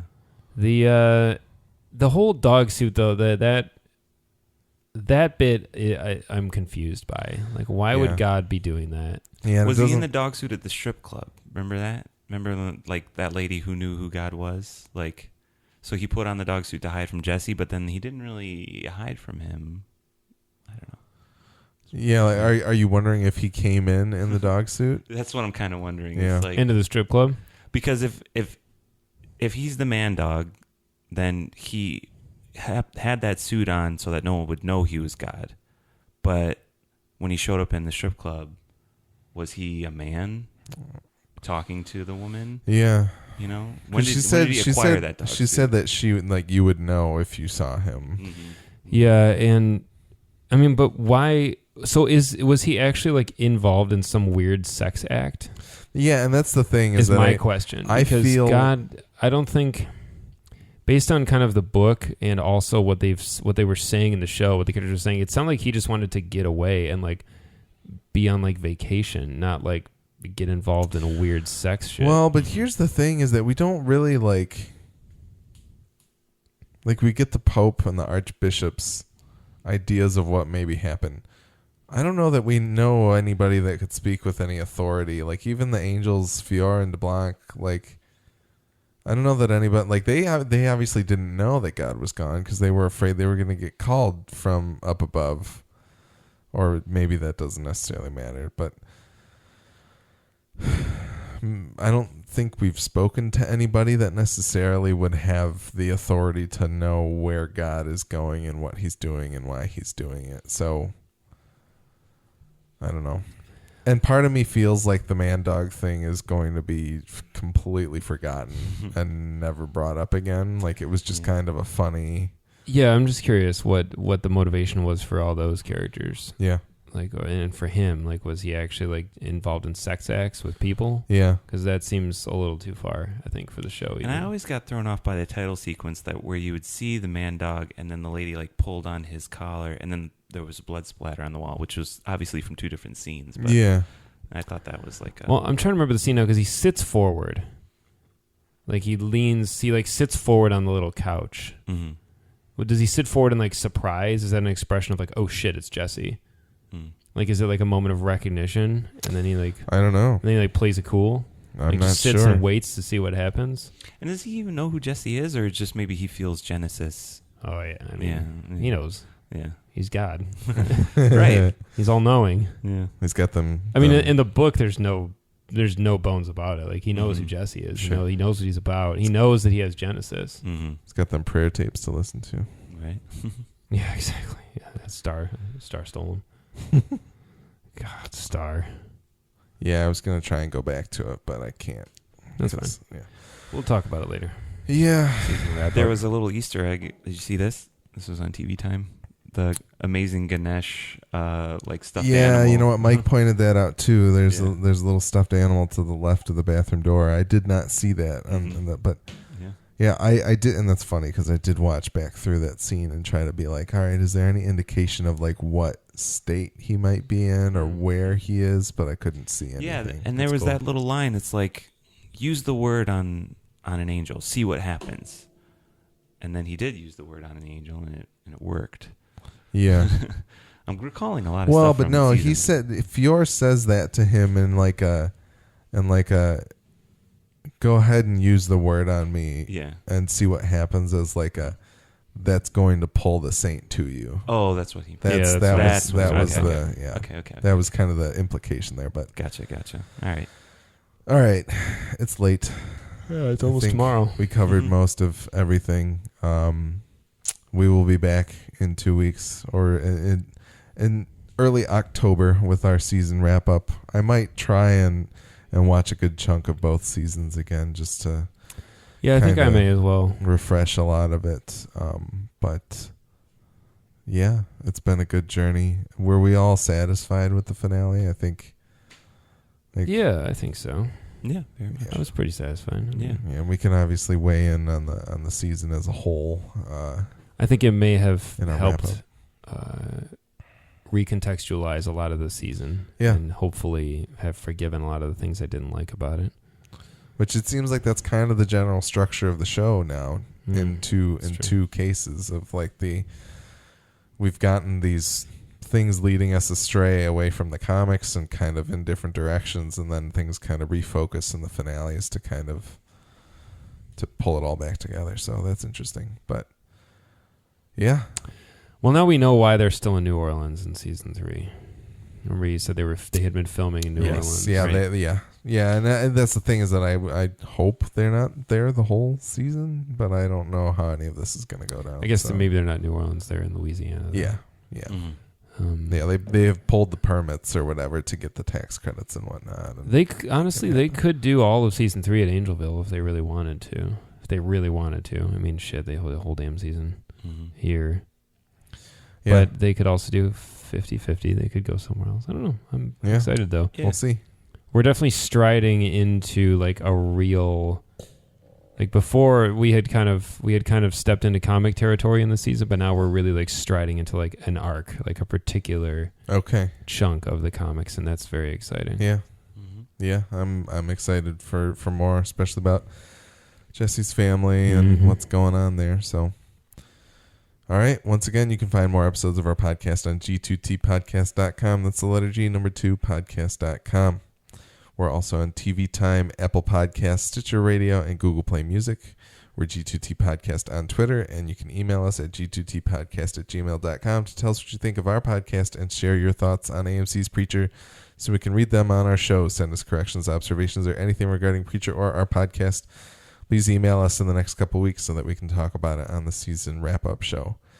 And as I said at the beginning of this episode, the Midwest Podcast Network has other shows about video games, horror movies, and HBO's Westworld. Find out more about these shows as well as how to support the network at MidwestPodcastNetwork.com. Our theme music is the song All In by The Red Thread, and it is being used under a non-commercial Creative Commons license. That's all for this episode of Gone to Texas. We can't wait to see what next season brings us at this point. But until our season wrap-up show, go forth and speak the good word.